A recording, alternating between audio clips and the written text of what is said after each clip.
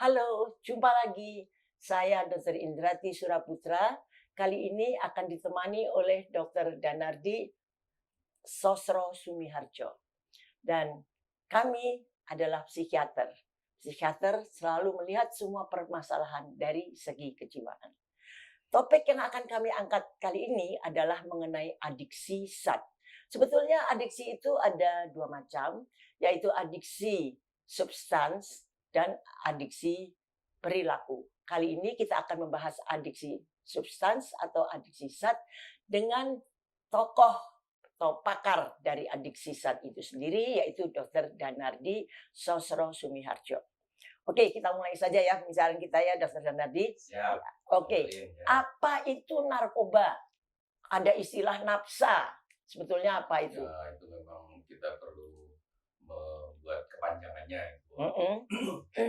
Memang lebih dikenal narkoba daripada nafsa. Tapi pada dasarnya antara narkoba dengan nafsa itu kurang lebih isinya sama.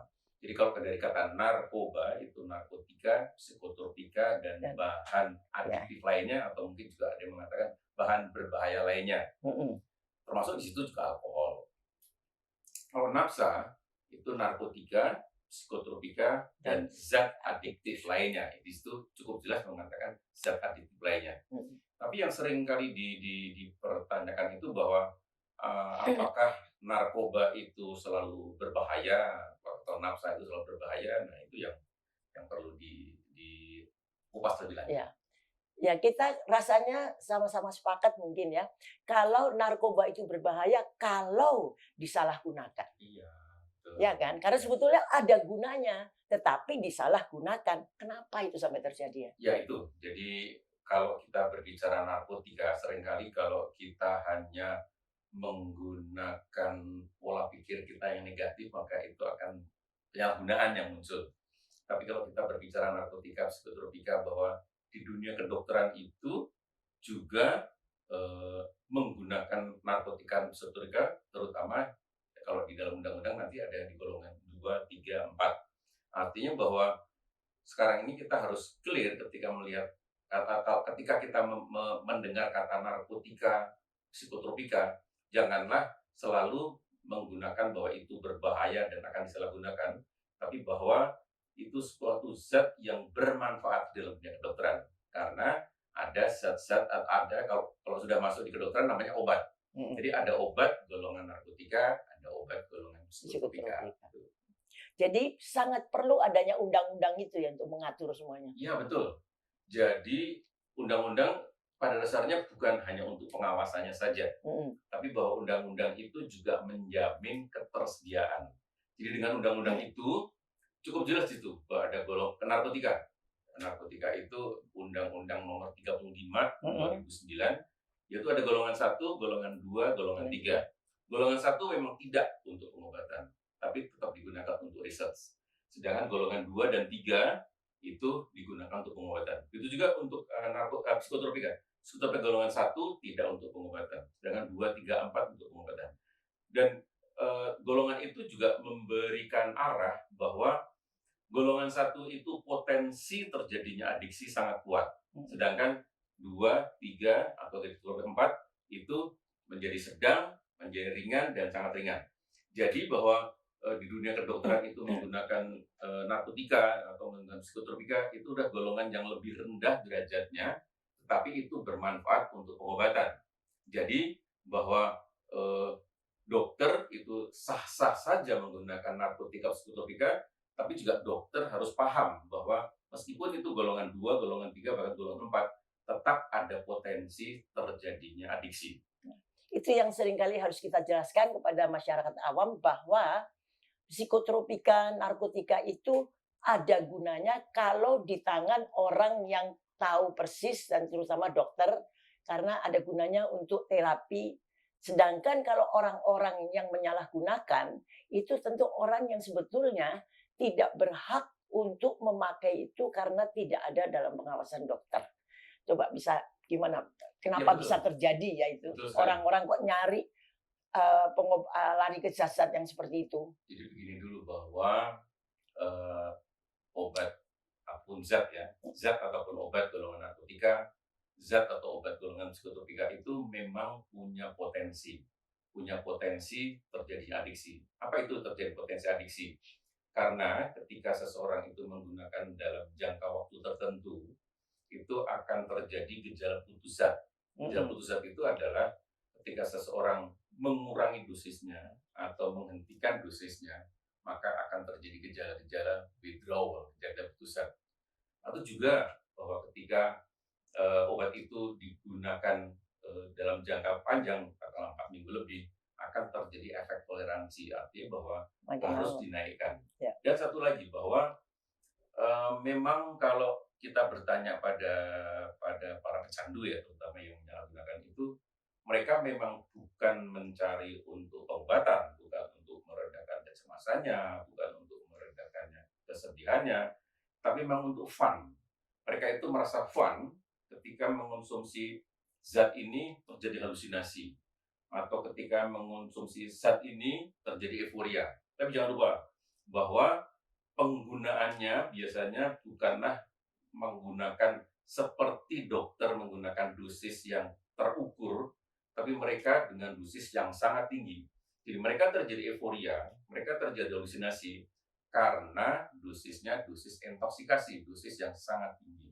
Itu mengapa mengapa ini bisa dikatakan berbahaya, dan itu bisa membuat cedera dan kematian. Saya ada pengalaman, beberapa pasien saya itu pernah mengatakan, "Dok, saya itu pernah mencoba narkotika, tapi kok rasanya malah nggak enak ya. Saya sampai coba sekali lagi, rasanya malah nggak seneng, nggak nyaman." Apakah memang ada ya orang-orang yang seperti ini memang nggak bisa dia pakai yang kayak gitu-gitu? Ya, bersyukur kalau begitu malah. Ya. Jadi di tubuh kita itu ada reseptor. Dan reseptor itulah yang membuat bahwa ketika seseorang itu mengkonsumsi sesuatu, itu reseptornya menangkap dan terjadi peningkatan dopamin, dan dopamin itu meningkat akan memunculkan endorfin, dan itu rasa enaknya.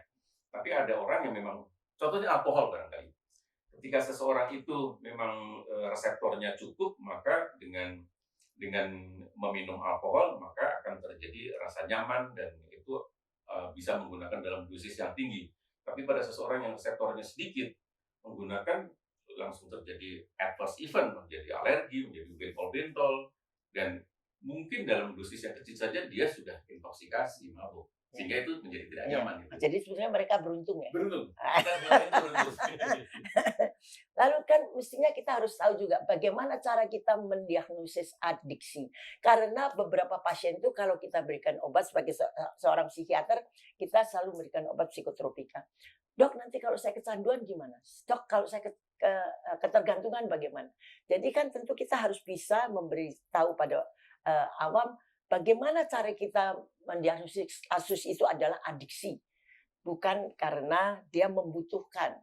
Beda-beda situ ya, antara adiksi, ketergantungan, dan terus-menerus sampai pada penyalahgunaan, sama menggunakan jangka panjang karena tetapi kebutuhan untuk satu terapi. Ya, jadi di dalam buku PPDGJ 3 pegangan kita itu ada beberapa pedoman bahwa untuk mendiagnosis sindrom ketergantungan itu, satu, kita mengenali adanya dorongan kuat pada seseorang untuk menggunakan zat itu terus-menerus. Kemudian kedua, ketika sudah sebenarnya, katakanlah bahwa sebenarnya sudah tidak memerlukan lagi, tetapi bahwa individu itu sulit untuk menghentikan dan sulit mengendalikan perilakunya untuk mencoba berhenti. Kemudian terjadi namanya efek toleransi. Kemudian terjadinya withdrawal atau gejala putus zat. Dan juga yang menarik itu bahwa ada suatu pola penggunaan yang patologis namanya. Jadi sudah tahu bahwa menggunakan ini menjadi levernya terganggu, menggunakan ini saya terjadi infeksi paru, saya menggunakan ini menjadi jantung saya terganggu, menggunakan ini saya menjadi waktu saya habis. Tapi disitulah bahwa pola perilaku patologis itu menghilangkan kesenangan semuanya yang pernah dimiliki, dan sepanjang waktu, mungkin sepanjang hari, pinginnya hanya drug,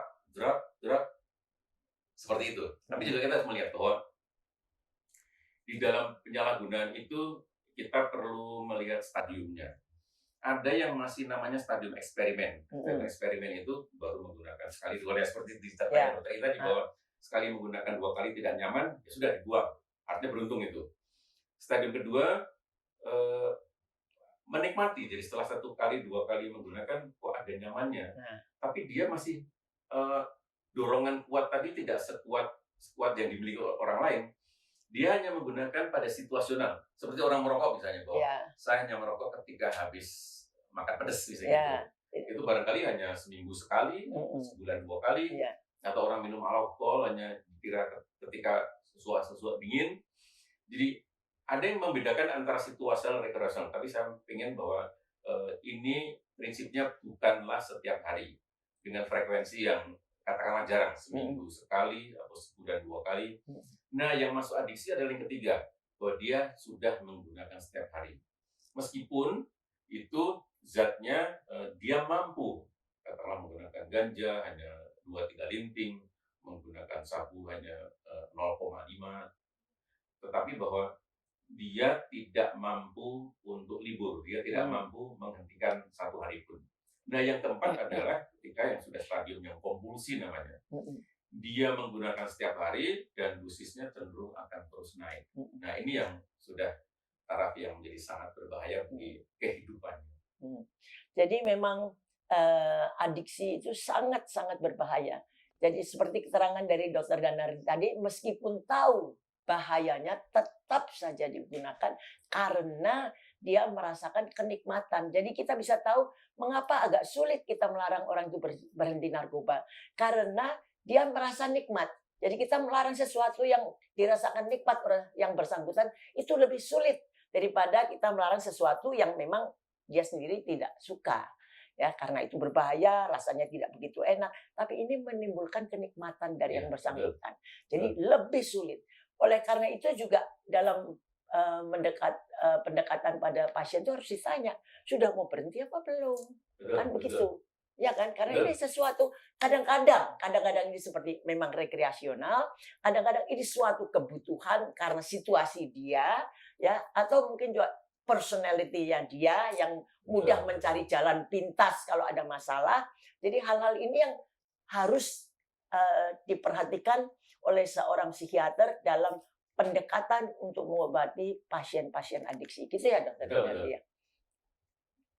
Nah, sekarang kita sering juga melihat ada penjualan obat golongan narkotika dan psikotropika secara gelap. Kita lihat yang lagi viral ini ada Freddy Pratama yang kita bilang Escobar Indonesia. Itu gembong narkoba yang memasukkan narkoba dari segitiga emas ke Indonesia dan jaringannya luar biasa di Indonesia. Tentu masuknya secara pasar gelap. Ini bagaimana bisa terjadi? Apa lewat toko obat, apa di jalan-jalanan, atau gimana itu ya? Ngeri itu. Tadi kan kita sampaikan bahwa memang ada narkotika, psikotropika, golongan 1 dan golongan 2, 3, 4. Tentu kalau yang diperdagangkan itu biasanya yang untuk yang disalahgunakan, katakanlah misalnya itu heroin atau sabu, kokain, itu memang semuanya pasti jalur gelap. Karena kalau yang golongan 1 itu, katakanlah misalnya bahwa ada laboratorium atau Badan POM ingin menggunakan itu pakai jalur yang resmi, karena itu tidak untuk pengobatan tetapi untuk suatu penelitian.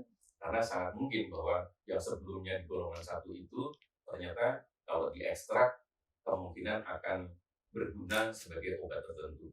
Tapi yang ingin mungkin saya masuk ke online menarik ini bahwa sebenarnya itu golongan 2, golongan 3, golongan 4 atau lazimnya itu digunakan oleh dokter-dokter untuk memberi pengobatan, contohnya misalnya benzodiazepin. Itu bahwa sangat marak untuk bisa kita peroleh lewat jalur online atau mungkin toko obat yang yang secara gelap seperti itu. Nah, ini tentu satu hal bahwa dia melakukan tanda petik pengobatan tanpa monitoring dokter. Dokter ketika memberikan resep, apakah itu benzodiazepin, psikotropika, ataupun narkotika, itu nomor 1 harus ada indikasi klinis. Harus ada gejala yang menjadi target dokter itu untuk diredakan. Kemudian kedua, dokter itu juga harus memperhatikan dosisnya.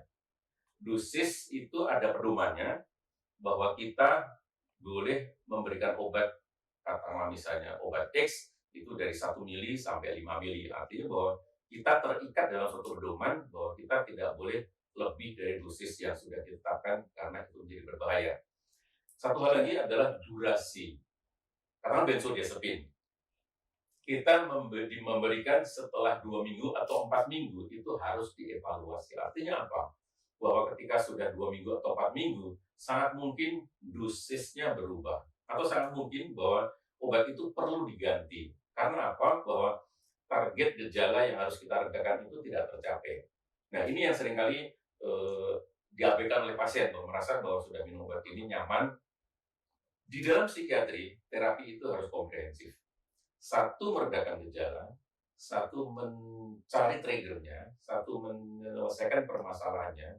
Dan kemudian kalau sudah bisa menyelesaikan permasalahannya, maka penggunaan dosis obat ini akan pelan-pelan kita turunkan. Nah, kalau sudah seseorang itu sudah menyelesaikan masalahnya, bisa menghadapi problemnya, stresornya bisa diredakan, maka sebenarnya dia tidak perlu minum obat lagi. Artinya bahwa pengobatan itu bisa dianggap selesai. Ini yang seringkali bahwa pasien merasa bahwa bisa mengobati sendiri dengan hanya minum obat. Tentu dokter tidak melakukan dengan cara hanya berikan obat saja.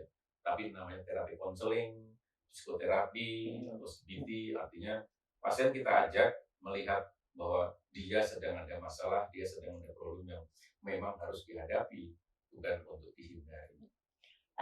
Tidak jarangnya kita menemukan pasien mendapatkan benzodiazepin beberapa kali, udah nyaman, terus dia tidak lagi datang kontrol ke kita. Nah, umumnya ada nanti pergi ke dokter lain, minta diresepkan benzodiazepin, seolah-olah dia baru pertama kali atau kedua kali. Jadi nanti datang lagi ke kita dengan dosis yang sudah besar dan pemakaian yang jangka waktu lama. Betul nggak? Ya, memang itu tadi bahwa dokter harus mempunyai waktu. Dokter ketika mewawancara pasien atau mengedukasi, namanya adalah pharmacological counseling. Kita perlu menyampaikan pada pasien kita bahwa obat ini anti cemas, obat ini untuk mendorong tidur, bahwa penggunaannya sebaiknya begini, sebaiknya hanya dalam kurun waktu sekian. Dan satu hal lagi, Mbak, bahwa di dalam undang-undang, baik itu undang-undang di narkotika atau undang psikotropika sendiri, bahwa ada pasal yang menyebutkan bahwa seseorang yang diberikan resep psikotropika, seseorang yang diberikan narkotika tidak boleh dipindah tangankan. Artinya bahwa meskipun katakanlah Mbak In juga dapat obat X, saya juga dapat X, nggak boleh obat Mbak In saya minum, nggak boleh saya berikan obat. Iya. Itu ada kasus dulu bahwa pasti ingat kasus Riklona, di mana Riklona itu kemudian seseorang dihukum 7 bulan kalau nggak salah, karena memberikan pada orang lain yang bukan haknya. Jadi tadi bahwa undang-undang itu satu melindungi, satu bahwa diharapkan individu yang menggunakannya itu berhati-hati. Ya.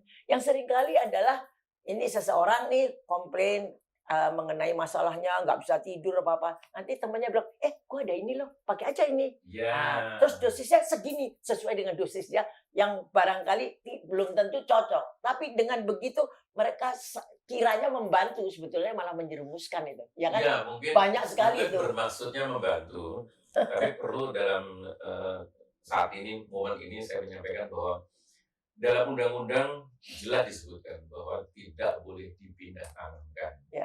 Meskipun memang bisa menolong ya, tetapi bahwa ini sangat berbahaya karena kena pasal tertentu di dalam undang-undang. Baik narkotika, baik psikotropika. Jangan dilakukan lagi. Iya, jadi harusnya berkonsultasi. Berkonsultasi ya. Sangat mungkin dosisnya tidak sama. Betul. Seringkali dosisnya nggak sama. Jadi maksudnya baik, tetapi belum udah pakai dosis yang besar. Padahal harusnya kita selalu mulai dengan dosis yang kecil. Jangan lupa baik, yang memberikan juga kena hukuman pidana, yang diberikan juga kena hukuman pidana. Dua-duanya salah. Yang dapat juga kena ya? Dua-duanya. Saya kira yang memberi aja. Dua-duanya dengan hukuman sama. Oh gitu ya. Jadi cuman berikan, jarang ada yang tahu. Nah, masalah di situ. Ini pada kesempatan ini saya kira penting sekali kita penting itu ya, mengedukasi ya. Mengedukasi. Nah, bahwa gitu. jangan melakukan pindah tangan obat yang psikotropika, narkotika yang diberi dari dokter diberikan pada orang lain.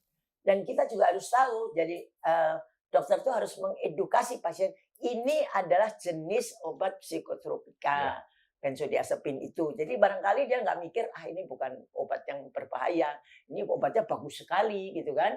Biasanya kan benzodiazepin itu yang dibagi-bagikan sama temannya. Satu lagi baik, saya juga ingin menyampaikan dalam kesempatan ini, bahwa saya seringkali pasien itu menanyakan bahwa dok, saya memang perlu membawa obat psikotropika ini. Dok, saya memang perlu membawa benzodiazepin ini untuk perjalanan, baik untuk mungkin luar kota atau luar negeri. Itu nomor satu, bahwa pasien itu harus bisa membuktikan bahwa obat yang dibawa itu legal. Artinya bahwa saya selalu menyarankan bahwa ini bentuk universal, bahwa bawalah dengan kantong apotek. Obat itu harus didapat dari apotek atau instalasi farmasi rumah sakit. Jadi di kantong itu selalu ada tempelan nama obatnya, diminum berapa kali, tanggal berapa. Kalau mau lebih afdol lagi, kopi resep ya. Kopi resep sama faktur untuk pembelian. Jadi saya membeli obat di rumah sakit X, maka bahwa obat yang ada di dalam ini adalah obat yang dibeli dari apotek tertentu, bukan surat dokter. Surat dokter mengatakan bahwa Tuan A ini menggunakan obat X, itu sebenarnya untuk rujukan kepada dokter di luar yang ketika mengatakan bahwa oh iya, pasien ini memang perlu obat ini. Bahwa surat itu bukan untuk dokumen legalitas obat itu. Saya pernah mengalami begini, bahwa pasien memaksa bahwa saya perlu obat X ini, benzodiazepin. Tapi ternyata bahwa obat yang dibawa itu obat dari online. Jadi kejadian itu kemudian ketika dia disidak, dirazia bahwa dia bawa obat sampai 30 tablet dan tertangkap bahwa tidak bisa membuktikan bahwa obat itu dari legal. Meskipun menunjukkan surat keterangan dari saya bahwa seseorang ini perlu obat X. Bahwa surat itu lagi-lagi tidak membuktikan adanya legalitas obat. Dan pasien itu telepon pada saya, dan saya mengatakan saya tidak bisa ngomong, saya sudah pernah menyampaikan bahwa legalitas obat itu adalah kantong apotek atau faktur pembelian. Jadi kantong apotek saja juga belum tentu cukup. Mungkin dia punya kantong apotek dari mana kita nggak ngerti. Faktur tadi. Faktur ini harus disertakan, disertai kopi resepnya. Lebih lengkap lagi. Jadi selengkap mungkin. Ya kan? Keselamatan kita kan itu. Iya, karena dokternya udah hati-hati, pasiennya kadang-kadang lebih pintar lagi. Pasien juga harus hati-hati. Jadi yang ada, wah yang pintar yang siapa ini? Dokter pada dasarnya ingin melindungi pasiennya. Dokter menyampaikan informasi agar selamat. Tetapi kalau kemudian apa yang kita sampaikan ternyata pasien itu tidak mengikuti dan terjadi bencana seperti ini, dokter nggak bisa membantu. Iya, betul. Kita juga ada keterikatan ya. Iya, kita punya SOP yang memang harus kita sampaikan dan sudah kita sampaikan. Pasien ternyata tidak mengikuti, maka kesalahan ada di pasien. Oke, sekarang ya kita tahu bahwa pemberian obat jenis narkotika dan psikotropika itu memang harus dimonitor oleh dokter. Ya kan? Dan dari pembicaraan tadi kita lihat pentingnya monitor obat-obat itu oleh seorang dokter. Jadi pemakaiannya pun karena ini harus di tangan dokter harus sesuai dengan indikasi klinis. Tidak boleh semaunya berdasarkan anjuran dari teman, dapat dari teman, tetapi dokter pemeriksa. Dan untuk psikotropika harus ke psikiater, bukan dokter umum.